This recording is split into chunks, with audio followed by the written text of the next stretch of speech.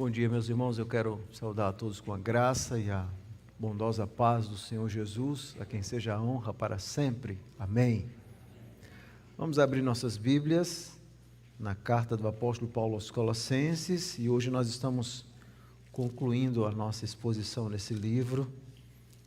Vamos ler do capítulo 4, versículos 7 a 18 e com certeza nós fomos grandemente abençoados ao longo desses meses, nessa belíssima carta do apóstolo Paulo.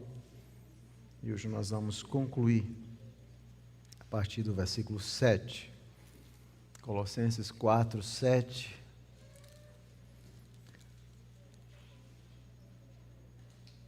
A palavra de Deus diz o seguinte: quanto à minha situação, Tíquico, irmão amado e fiel ministro e conservo no Senhor, de tudo vos informará. Eu vos envio com o expresso propósito de vos dar conhecimento da nossa situação e de alentar o vosso coração. Em sua companhia vos envio Onésimo, o fiel e amado irmão, que é do vosso meio. Ele vos fará saber tudo o que por aqui ocorre. Sauda-vos Aristarco, prisioneiro comigo, e Marcos, primo de Barnabé, sobre quem recebestes instruções, se ele for ter convosco, acolhei-o. E Jesus, conhecido por Justo, os quais são os únicos da circuncisão que cooperam pessoalmente comigo pelo reino de Deus. Eles têm sido o meu lenitivo. Sauda-vos Epáfras, que é dentre vós, servo de Cristo Jesus, o qual se esforça sobremaneira continuamente por vós nas orações, para que vos conserveis perfeitos e plenamente convictos em toda a vontade de Deus. E dele dou testemunho de que muito se preocupa por vós, pelos de Laodiceia e pelos de Hierápolis. Sauda-vos Lucas, um médico amado, e também Demas. Saudai os irmãos de Laodiceia e Ninfa, e a igreja que ela hospeda em sua casa. E uma vez lida esta epístola perante vós, providenciai, porque seja também lida na igreja dos laodicenses, e a dos de Laodiceia, lede-a igualmente perante vós. Também dizei a Arquipo, atenta para o ministério que recebestes no Senhor para o cumprires. A saudação é de próprio punho. Paulo. Lembrai-vos das minhas algemas. A graça seja convosco. Amém. Vamos orar. Mantenha a sua Bíblia aberta para acompanhar a exposição bíblica. Senhor, nós somos gratos pela oportunidade que temos nessa manhã de ler um texto tão maravilhoso como esse, onde nós compreendemos quantas pessoas o Senhor levantou para se dedicarem à Igreja de Cristo, dedicando suas vidas com amor e com afinco para o progresso do Evangelho. E a nossa oração é que o Senhor fale também para cada um de nós nessa manhã, nos despertando, nos ensinando, nos exortando sobre o nosso dever de estarmos envolvidos no Teu reino. Essa é a nossa oração, em nome de Jesus. Amém. Que metáfora nós podemos usar para comparar a igreja do Senhor? No Novo Testamento nós encontramos várias metáforas. Algumas vezes a igreja é comparada a um corpo onde várias partes estão conectadas, cujo cabeça é Cristo. Mas também é uma metáfora muito bonita no Novo Testamento, que é aquela que compara a igreja a um edifício. E de fato a igreja é isso, é um edifício onde existem muitas pessoas que estão trabalhando, completamente envolvidas naquela construção, e desde aquelas partes mais latentes e observáveis até aquelas menos observáveis, todas são muito importantes na construção desse edifício. É literalmente como um edifício que nós olhamos, onde você tem o engenheiro, você tem o arquiteto, você tem o mestre de obra, você tem aqueles trabalhadores, e você tem inúmeras pessoas, pedreiros, carpinteiros e tantas pessoas que estão trabalhando ali, envolvidas na construção desse edifício. E a igreja do Senhor Jesus não é diferente. A igreja é composta de muitas pessoas que estão envolvidas nesse trabalho. É exatamente isso que nós vamos perceber aqui nesse momento final da carta de Paulo aos Colossenses. Aqui nós temos o que nós chamamos as saudações finais, é o momento final da epístola, onde Paulo vai encerrar a sua carta e, sobretudo, nesse encerramento ele vai enfatizar a sua preocupação pastoral para com os colossenses. Nós vemos esse coração pastoral de Paulo. Ele não apenas escreve essa carta para combater aquela heresia que nós vimos ao longo dessas exposições, uma heresia perniciosa que de alguma forma retirava a suficiência de Cristo, mas ele também o tempo todo está mostrando, enfatizando esse cuidado pastoral para com os colossenses, lembrando da sua própria dedicação, bem como de outros companheiros que estão completamente envolvidos nesse trabalho. Às vezes nós vemos o trabalho dos apóstolos, do apóstolo Paulo, como se fosse apenas uma obra realizada unicamente por uma pessoa, e não é. Aqui nós vamos ver quantos companheiros Paulo não tinha, como o sucesso da obra do apóstolo Paulo, o crescimento, a plantação das igrejas estava relacionado também com muitos colaboradores e companheiros que ajudavam nesse trabalho. Então, nesse texto nós aprendemos como muitos trabalhadores estão envolvidos nesse edifício maravilhoso que é a Igreja de Cristo. E a pergunta importante nessa manhã, antes de iniciarmos a exposição, é: qual o seu papel hoje nesse edifício da igreja? Como você tem contribuído para o edifício da igreja, para a Igreja de Cristo, para o progresso do Evangelho? Essa é uma pergunta que você e eu nós temos que refletir profundamente. Qual o nosso papel, de fato, para o crescimento do Evangelho e do Reino de Deus? Então vamos olhar para o texto agora. Bom, a ideia, a tese, o argumento central é muito claro nesse texto, será também o tema do sermão. Esse texto fala sobre o cuidado pastoral e os deveres mútuos dos cristãos. Essa é a ideia central aqui, o cuidado pastoral e os deveres mútuos dos cristãos. Aqui nós temos as saudações finais. E aqui, literalmente, há 5 movimentos nesse final. Primeiro, nós temos os mensageiros das cartas, ou seja, aquelas pessoas que iam levar essa carta. Observe que há uma carta para a igreja de Colossos aqui. Há também uma possível carta que Onésimo está levando para Filemon, que é a carta que nós chamamos a carta de Filemon, que também está aqui no Novo Testamento. Há uma carta também para a igreja da Laodiceia. Inclusive, Paulo pede que eles, então, façam essa troca das cartas. E, então, nós vamos ter esses mensageiros aí, no versículo 7 a 9, que são Tíquico e Onésimo. Então, primeiro nós temos os mensageiros das cartas. Segundo, nós temos as saudações dos cooperadores de Paulo, aquelas pessoas do versículo 10 a 14, que estão envolvidos ali com Paulo e que vão saudar também a igreja de Colossos. Há 3 judeus cristãos convertidos, nós vamos encontrar do versículo 10 a 11, 3 eram judeus que haviam se convertido ao cristianismo, e do versículo 12 a 14 nós temos 3 que eram gentios, cristãos também convertidos. Isso mostra como a igreja se torna uma comunidade profundamente multiétnica. Logo após, nós temos, no versículo 15 a 16, essa instrução ou instruções de comunhão mútua com os laodicenses. Paulo orienta para que a igreja de Colossos tivesse um relacionamento com a igreja de Laodiceia.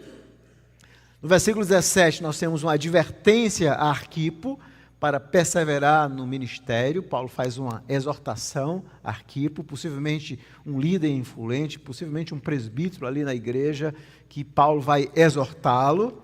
E por último, nós temos a assinatura do apóstolo Paulo. Então, são esses 5 movimentos, esses 5 pontos aí. Vai ser um sermão um pouco presbiteriano, de 5 pontos, mas são 5 ideias que o texto naturalmente traz, tá bom? Então vamos analisar agora o texto verso por verso, focando primeiro nos mensageiros da carta. Paulo começa assim o versículo 7. Quanto à minha situação, que situação? Ora, a sua situação era a situação de prisão. Paulo estava preso. Ele já havia dito isso em alguns momentos da sua carta. E Paulo, então, está dizendo que quanto àquela situação, Tíquico, irmão amado e fiel ministro e conservo no Senhor, de tudo vos informará.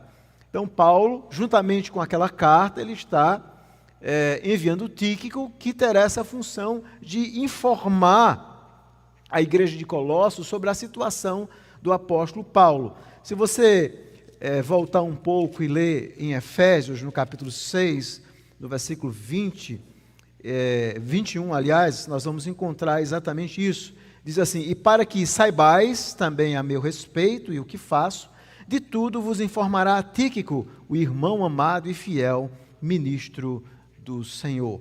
Então, esse Tíquico, nós não temos muitas informações a respeito dele, mas aqui nós sabemos que ele era, os adjetivos falam por si mesmo, não é?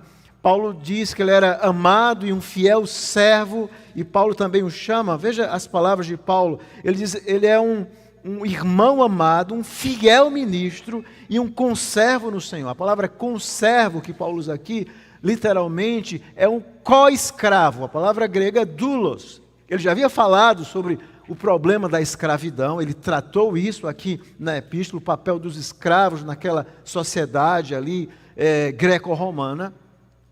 Mas o que eu acho interessante é que esse era um título que ninguém, obviamente, gostaria de ter para si. Mas várias e várias vezes Paulo se identifica dessa forma, como em Romanos capítulo 1, versículo 1. Ele se identifica como escravo de Cristo.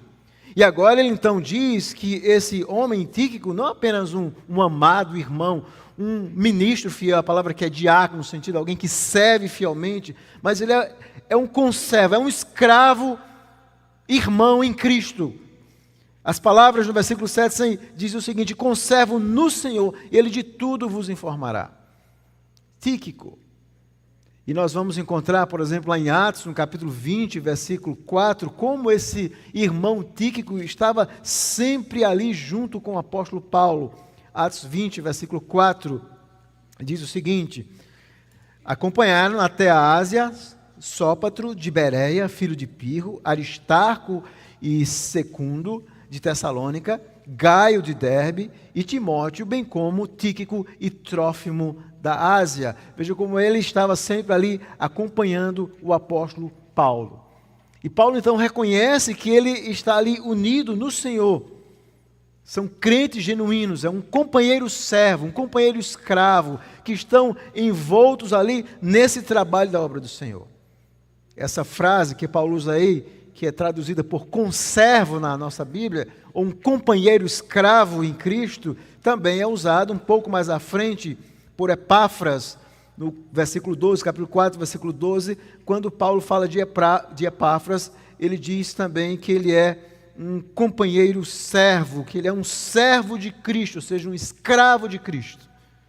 Em uma sociedade onde a escravidão não era um título que muitas pessoas almejavam, já que tudo na sociedade greco-romana girava em torno da posição de honra e vergonha, Paulo não se envergonha de dizer: eu sou um escravo de Jesus Cristo. É assim que ele começa a sua carta.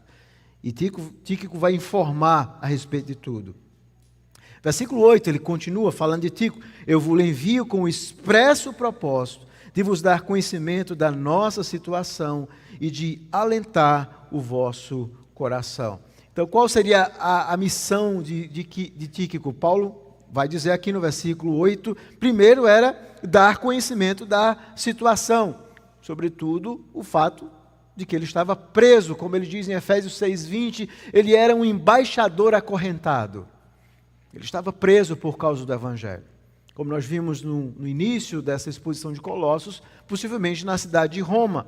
E aqui esse homem está preso, e Paulo então diz o objetivo dele será primeiro dar conhecimento. Observe o versículo 8, da nossa situação. Possivelmente ele está se referindo a outros companheiros, como Timóteo, Epáfras, que estavam envolvidos nesse trabalho, Aristarco, que estava preso com ele. E o objetivo, então, é que a igreja de Colossos tome conhecimento a respeito de toda a situação. E qual era o propósito de Paulo em fazer isso?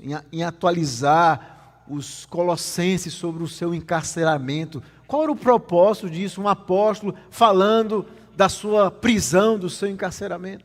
É interessante isso. Bom, A razão é que o sofrimento do apóstolo Paulo era por causa deles. Paulo estava sofrendo por causa da igreja de Cristo. E ele, inclusive, pede no versículo 3, como nós vimos na semana passada, quando ele diz assim: suplicai, orai ao mesmo tempo também por mim, para que Deus nos abra porta à palavra, a fim de falarmos do mistério de Cristo, pelo qual também estou algemado, eu estou preso por causa da igreja. É por isso que é importante, porque eles precisavam compreender o quanto importa, como nós aprendemos em Atos, sofrer por causa de Cristo. Mas ele também queria que o seu pedido, o objetivo dele era que eles continuassem, então, orando para a propagação do Evangelho, mesmo no encarceramento. Para que Deus estivesse abrindo uma porta, isso é maravilhoso. Paulo orando para que ali na prisão Deus abrisse oportunidades para o Evangelho.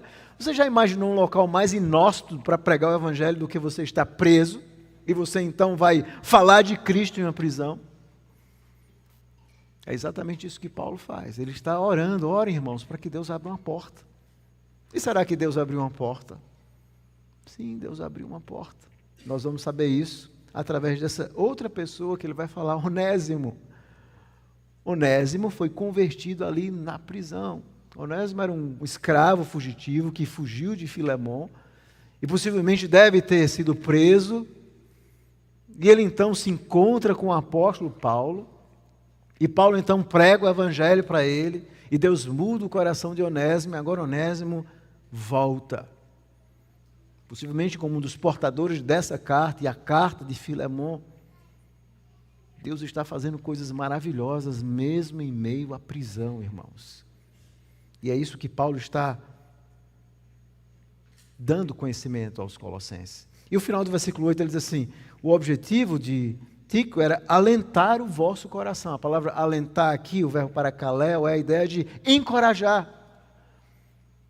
A ideia é que vocês precisam estar encorajados, mesmo quando o cristianismo está debaixo de grande perseguição, mesmo quando a nossa fé está debaixo de grande escrutínio, nós devemos nos encorajar, porque Deus faz a sua obra em todas as épocas. Porque o Evangelho é uma obra de Deus. É imparável. Ninguém para o Evangelho. E logo em seguida, no versículo 9, ele agora vai lembrar de outro companheiro. Ele diz o seguinte: Tíquico iria encorajá-los. Ele diz assim: em sua companhia vos envio Onésimo. O texto grego começa de uma forma mais abrupta, diz assim literalmente, com Onésimo, meu fiel e amado irmão. Então, juntamente com Tíquico, vai Onésimo, que era fiel e amado irmão, que é do vosso meio, ou seja, era de lá, era de Colossos. Agora, ele é um fiel e amado irmão, e é maravilhoso como o cristianismo quebra essas barreiras. Porque ele era um escravo, e o senhor dele possivelmente a igreja de Colossos estava na casa de Filemon. Mas agora Paulo não está dizendo: eu estou devolvendo um escravo para vocês. Ele é um fiel irmão. Ele é um irmão em Cristo. E esse é o poder que o cristianismo tem de quebrar essas barreiras humanas e pecaminosas. Agora Onésimo era um fiel e amado irmão, que é do vosso meio.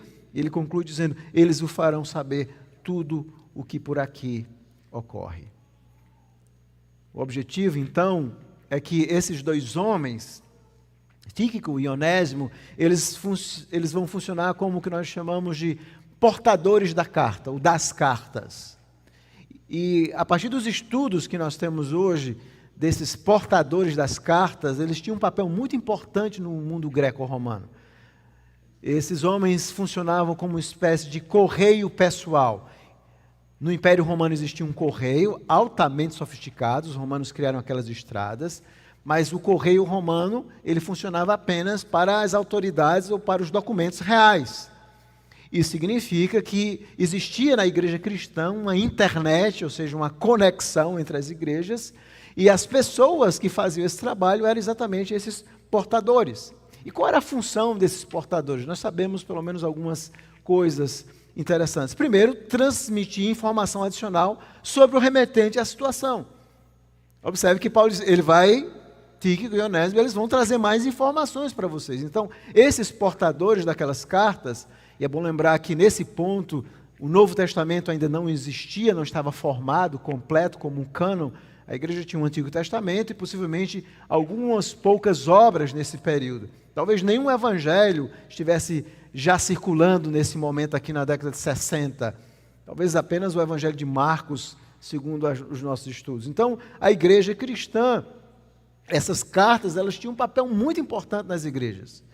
E a função era exatamente transmitir essas informações adicionais.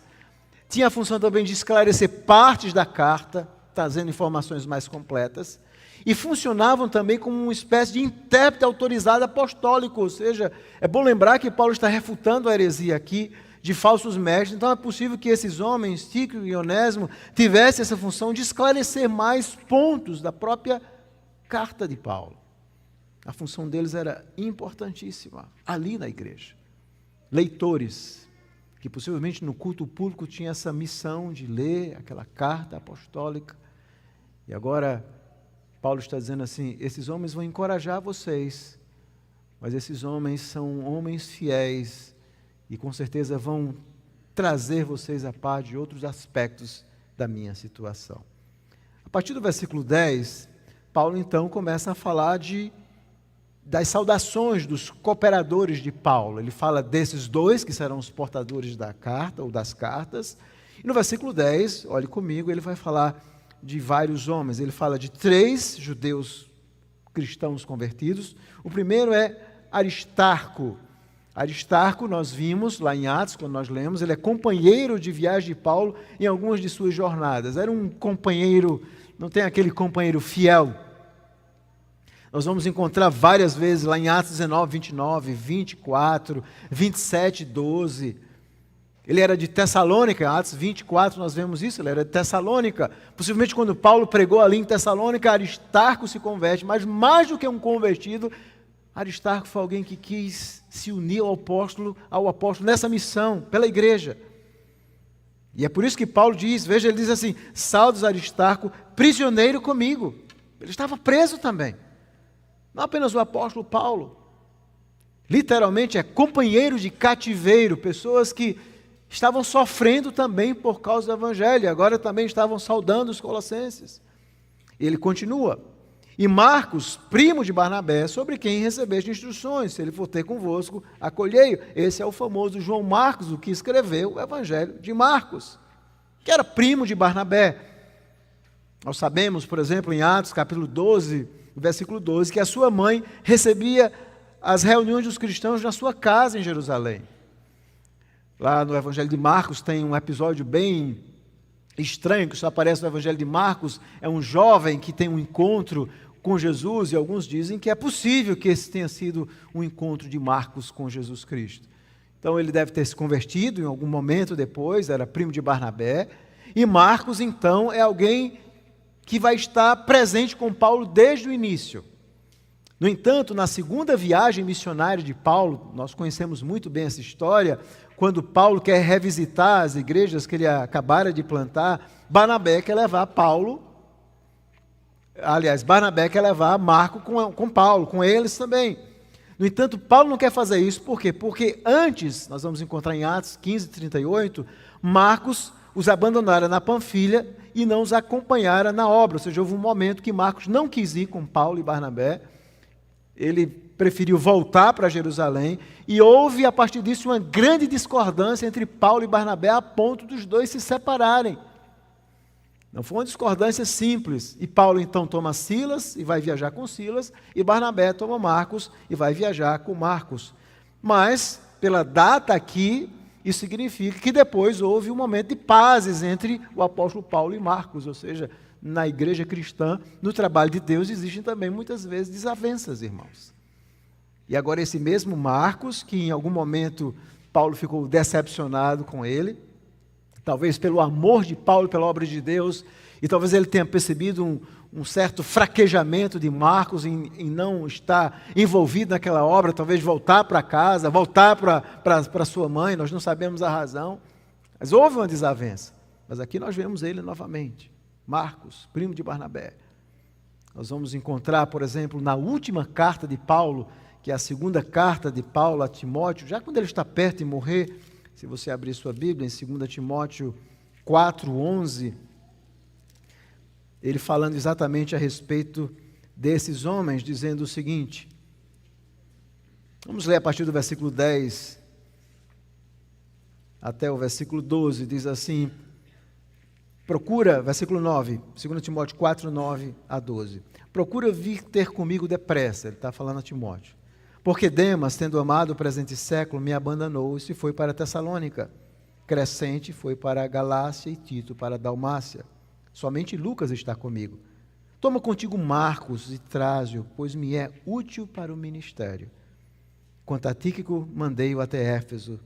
Quando vieres, traze a capa que deixei em Troade, em casa de Carpo, bem como os livros, especialmente os pergaminhos. Aqui nós vemos esses homens completamente envolvidos e vemos Marcos, que Paulo vai dizer, ele me é útil para o ministério.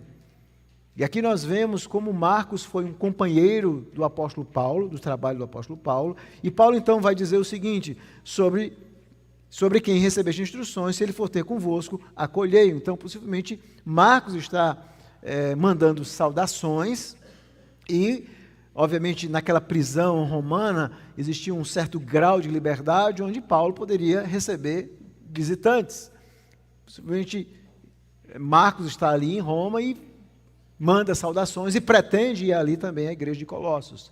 A última referência que nós vamos encontrar a Marcos é lá em 1 Pedro, no capítulo 5, ele estando ali possivelmente em Roma com Pedro, e segundo a tradição da igreja, é a partir desse relacionamento com Pedro que Marcos, debaixo da orientação de Pedro, vai escrever o seu evangelho, o evangelho de Marcos. Então aqui nós temos também Marcos.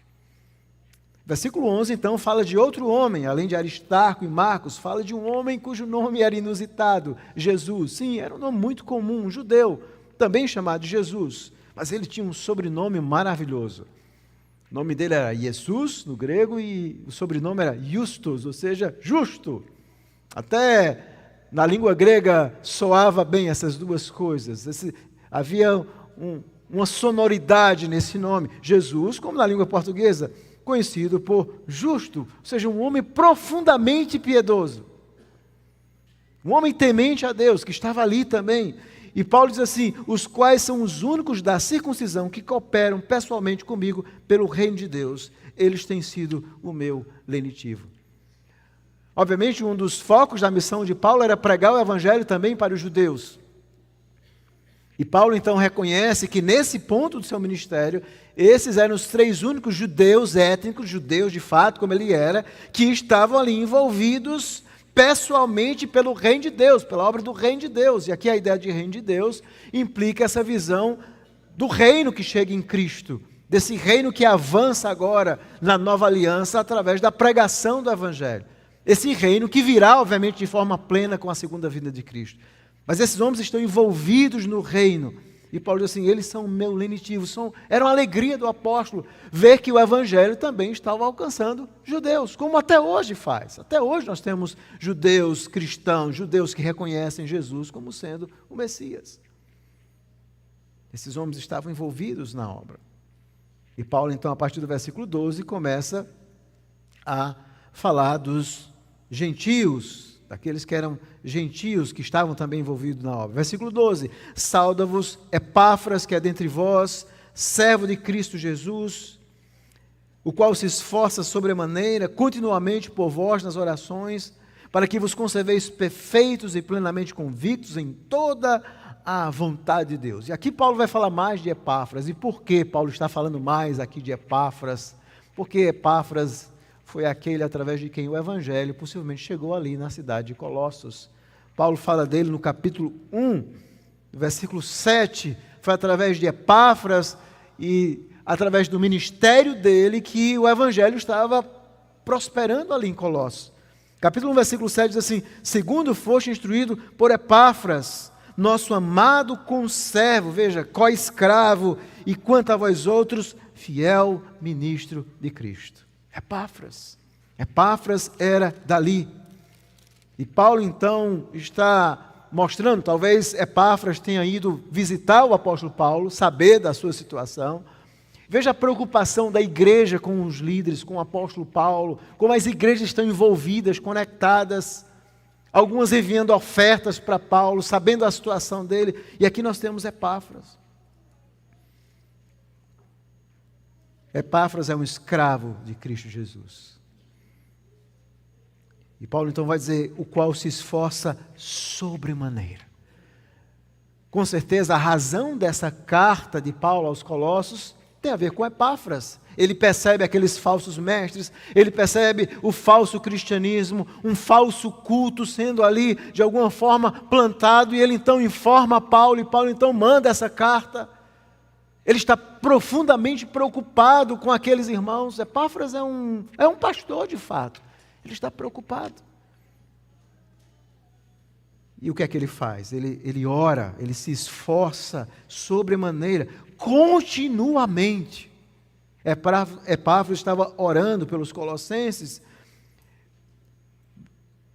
e ele diz assim, qual era o objetivo dessas orações? Para que vos conserveis perfeitos e completamente convictos em toda a vontade de Deus. Qual era a preocupação de Epáfras? Primeiro, que eles, como ele diz aqui, vos conserveis perfeitos, e aqui eu já expliquei essa palavra, quando Paulo usa muito aqui nessa carta, a ideia de perfeito é completo.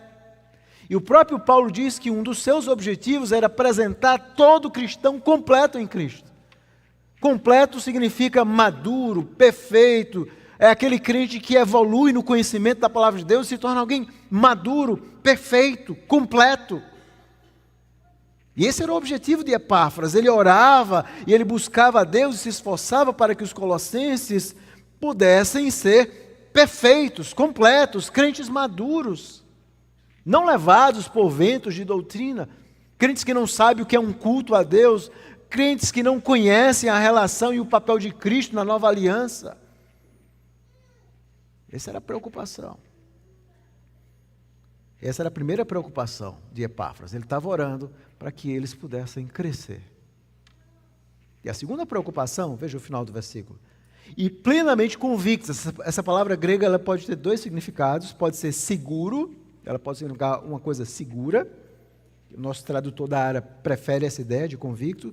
Ou pode também ser traduzido por cheio. Algumas versões têm cheio. O que também não muda muito o sentido. Para que eles estivessem plenamente seguros ou cheios em toda a vontade de Deus. Era preciso compreender a vontade de Deus na nova aliança. Esse era o problema.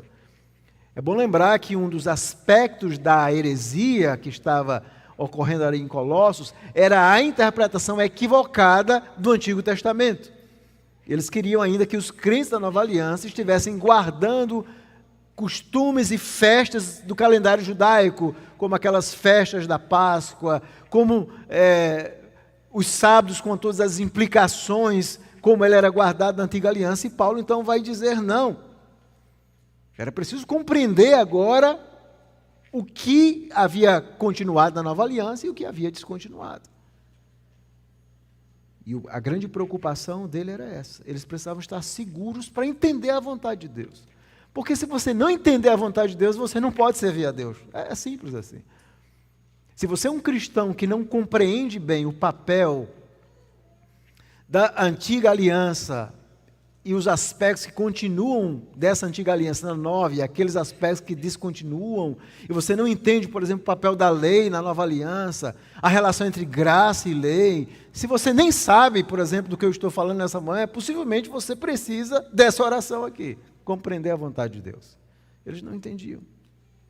Essa era a preocupação. Ninguém pode servir a Deus, crescer como um crente, sem conhecer as Escrituras.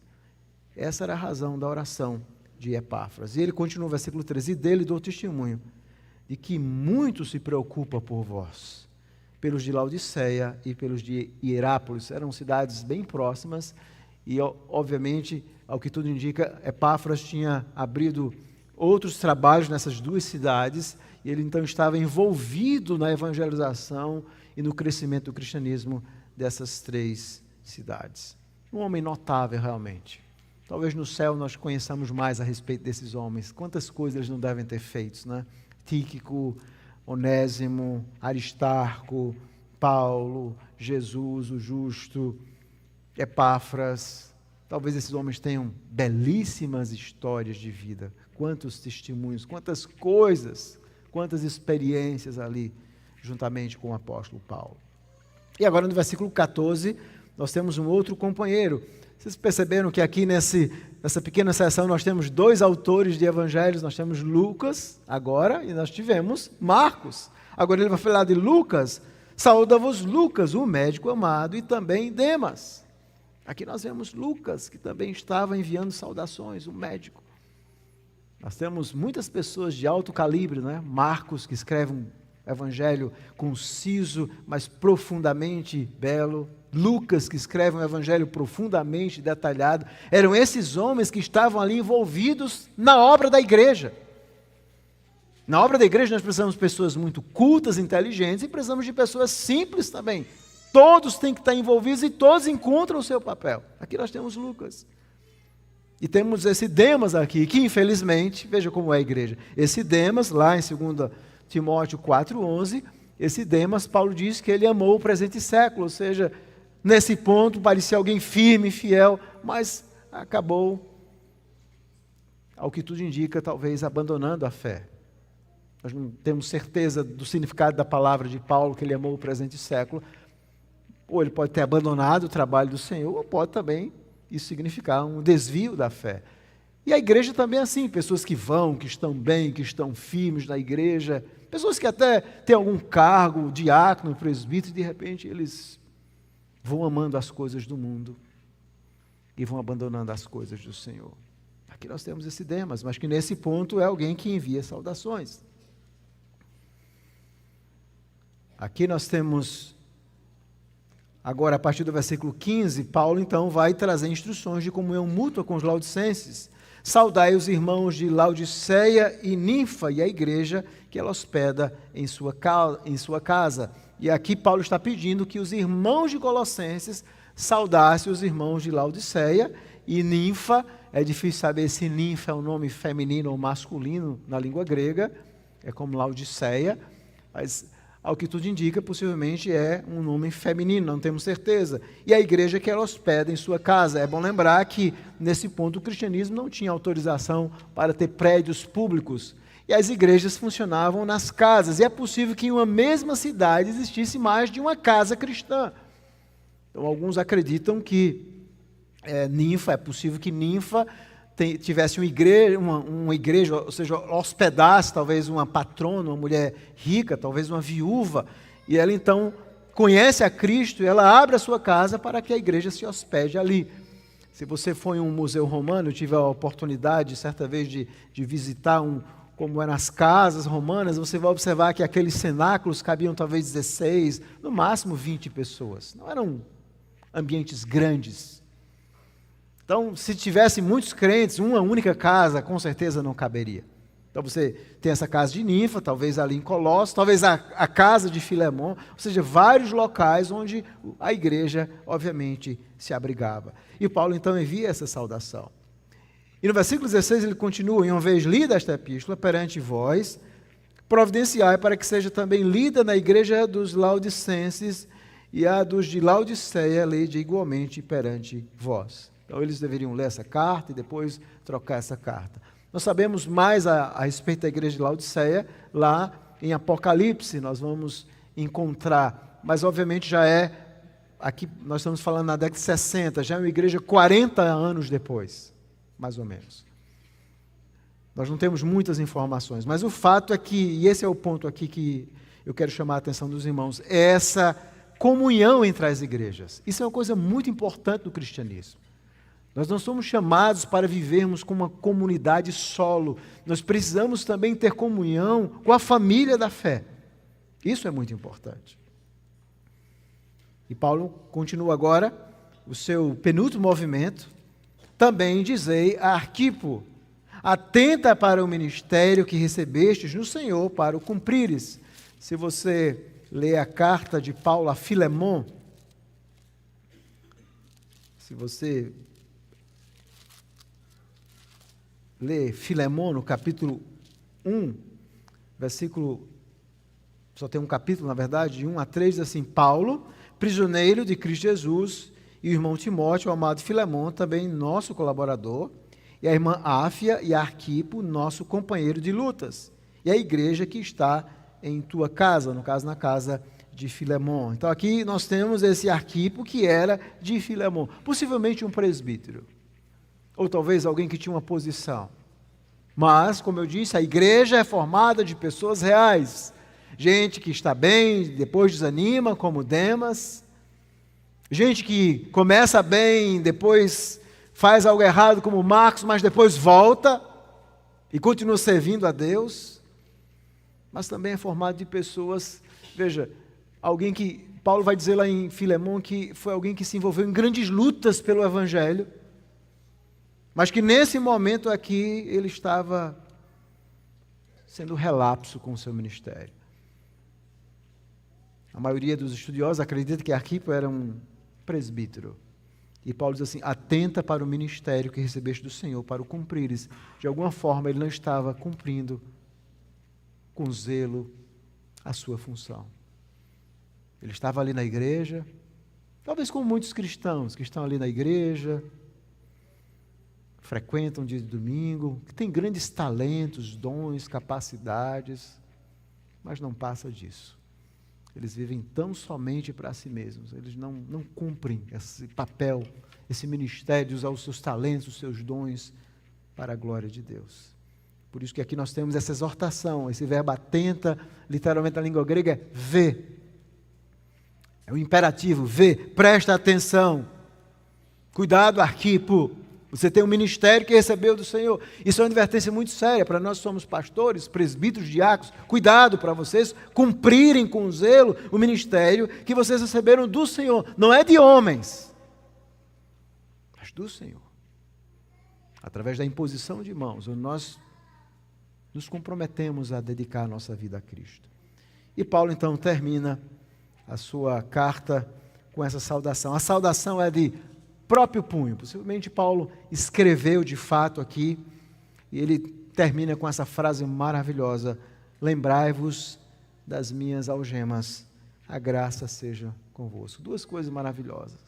Paulo não se envergonha das suas algemas, porque aquelas algemas é por amor a Cristo, é por amor ao Evangelho. E Paulo lembra a eles da graça. Foi a graça que transformou Paulo em alguém que tinha uma carreira brilhante dentro do judaísmo, criado aos pés de Gamaliel, um homem altamente culto. Agora ele se torna um prisioneiro de Cristo, odiado pelo seu povo. E como ele diz, o que para mim era lucro, eu considerei esterco por causa da sublimidade do conhecimento de Cristo. É esse homem aqui que está dizendo: lembrem-se do que eu estou sofrendo. Sofram comigo. Vejam como é digno sofrer por causa do Evangelho. Vocês percebem, irmãos, esse texto nos mostra que a igreja é esse glorioso edifício profundamente autoconectado. É como uma teia de aranha, uma igreja onde cada linha tem o seu papel. E se você não sabe ainda o seu papel na igreja de Cristo, é porque você não entendeu o Evangelho. E é por isso que esse texto, apesar de ser um texto de saudação final, onde aparentemente não tem nenhuma lição profunda para nós, muito pelo contrário, tem lições profundíssimas. E a primeira é que a missão do Evangelho é realizada por crentes com diferentes dons e posições, mas todos envolvidos com o mesmo propósito. Isso é a igreja. A igreja não é realizada, a obra de Deus não é realizada por um pastor, por um conselho, pelos diáconos, mas por um povo. Crentes envolvidos na obra de Deus, crentes que buscam os adjetivos divinos. Como é que as pessoas vão conhecer e vão definir você no futuro? Você já parou para pensar nisso? Como é que as pessoas vão te definir no futuro? Veja o adjetivo desses homens: irmão fiel, fiel ministro, conservo, justo. Veja esses adjetivos. Há muitos crentes na igreja cujos adjetivos são incompatíveis com esses adjetivos de alguém que pertence à igreja de Cristo. Nós, como crentes, somos chamados a sermos testemunhos vivos, exemplos vivos daquilo que Cristo fez em nós. Lá no seu trabalho, lá na sua vida, lá onde você mora, as pessoas precisam conhecer você com adjetivos divinos. Eles podem até não gostar de você, mas nós precisamos buscar. E veja como é importante. Esses homens têm esses adjetivos, sabe por quê? Porque eles incorporaram o paradigma escravo-mestre. Esse é o melhor paradigma. É assim que Paulo se apresenta várias vezes: eu sou escravo de Cristo. Epafrodito, ele é um escravo de Cristo. Tíquico é um escravo irmão em Cristo. Somente aqueles que compreendem a obra de Cristo por suas vidas, que Cristo não apenas nos salvou, mas se tornou o Senhor da nossa vida, nós então incorporamos esse modelo, esse paradigma, e esse modelo é maravilhoso. Eu sou um escravo de Cristo, do meu mestre, do meu Senhor. A minha vida está para servir a Cristo, a igreja de Cristo, aquela que Ele comprou com o seu sangue. É por isso que nós amamos a igreja. Porque Jesus comprou a igreja com o seu sangue. Ele é o cabeça da igreja. É impossível servir a Cristo fora da igreja.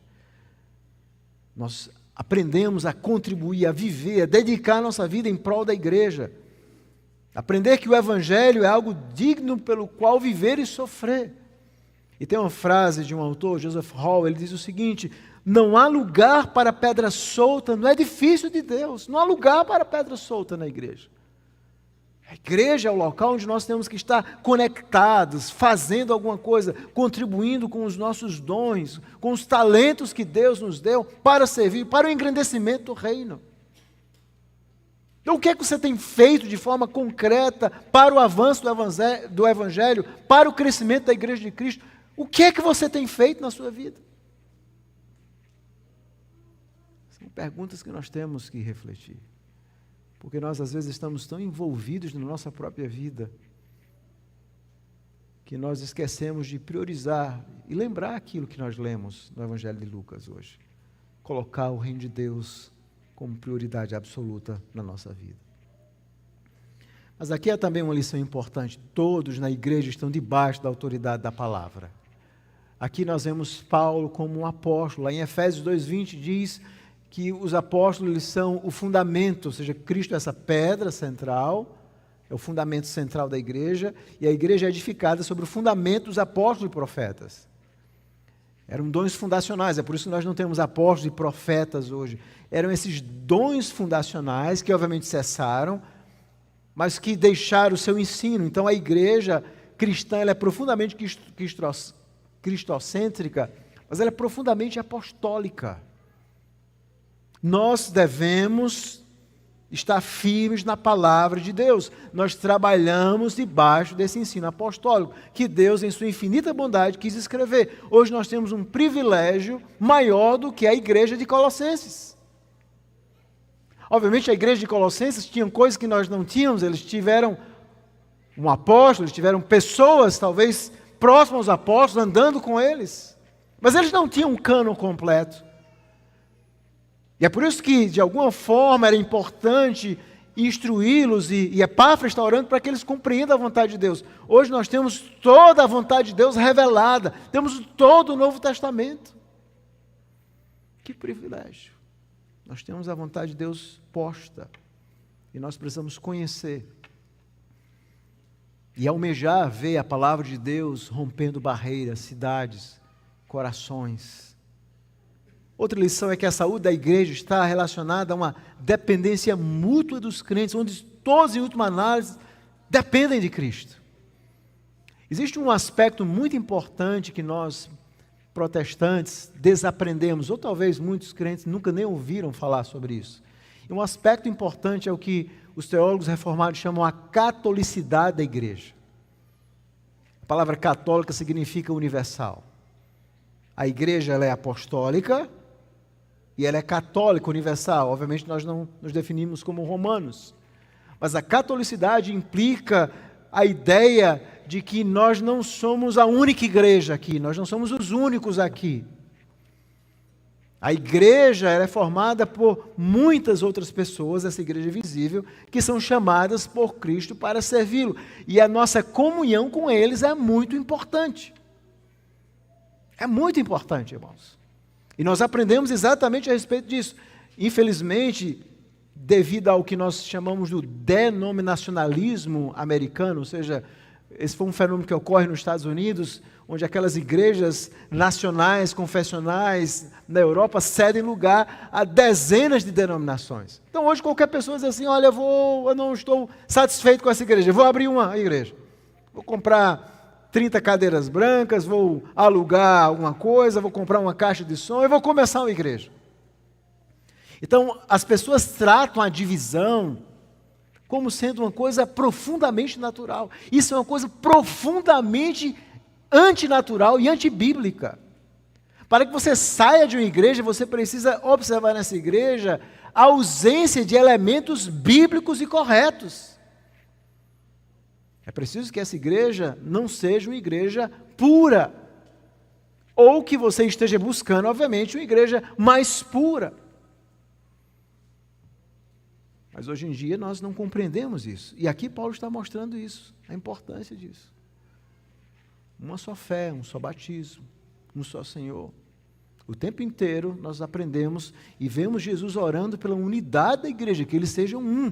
A unidade da igreja nunca deve ser quebrada facilmente.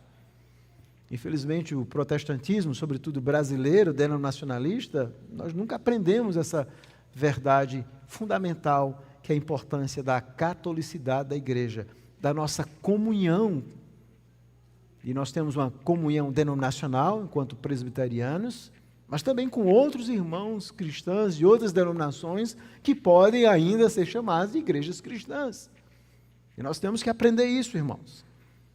Devemos dar importância entre esse contato com irmãos de outras igrejas, essa rede que serve a Cristo, essa internet santa hoje. Deus tem salvado muitas pessoas, tem feito coisas gloriosas em tantos lugares. Isso é que eu acho maravilhoso a respeito da igreja.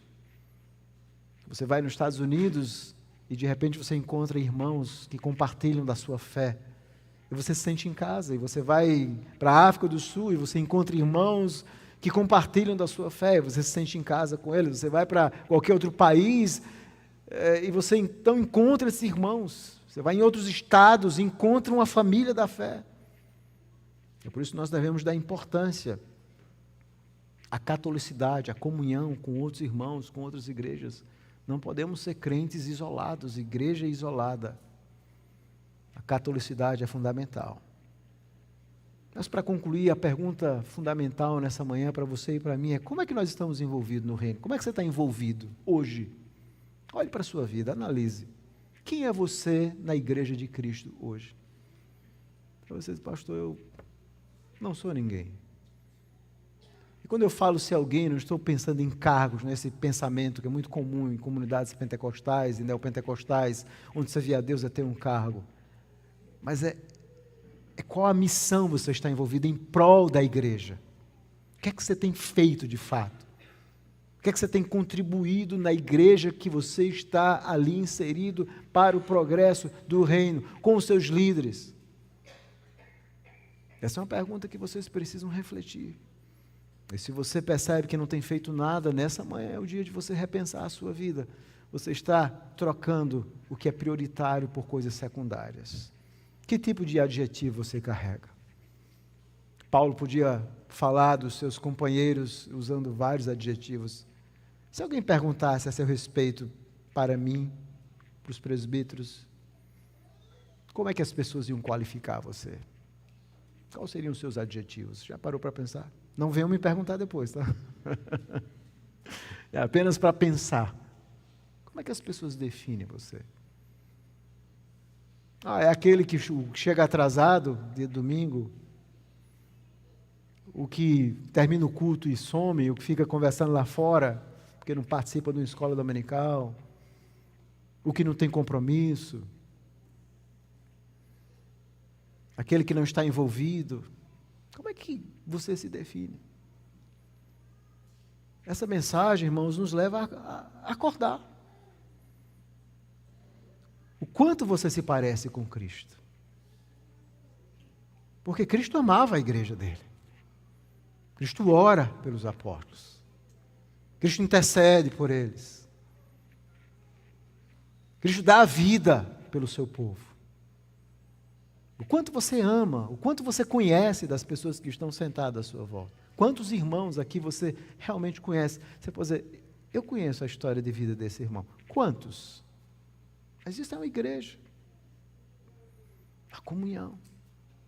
A catolicidade. A comunhão entre nós e entre outras igrejas. Essas são verdades que, com a graça do Senhor, nós temos que pensar nessa manhã. E que Deus venha quebrantar o meu coração e o seu coração, para reconhecer que quando nós muitas vezes nos comparamos com esses irmãos, dizemos, meu Deus, Paulo, eu fiz tão pouco em relação a esses homens aqui. Mas a comparação nossa não é essa, né? A nossa comparação é com o próprio Senhor Jesus Cristo, com o seu amor, com o seu empenho, com a sua missão em servir ao Pai. Ele nos comprou para isso. Como Pedro diz, ele deixou os passos para que vocês sigamos. É o exemplo que nós temos que seguir. Então, que essa mensagem não produza tristeza só em nós, porque a tristeza sem mudança, ela é inútil, é como Judas. Mas aquela tristeza, segundo Deus, é aquela que produz arrependimento, e você diga, Senhor, eu preciso realmente ocupar um espaço maior em prol da igreja de Cristo. Que Deus nos conceda graça para fazermos isso. Vamos orar. Bendito Deus, te agradecemos pela tua palavra.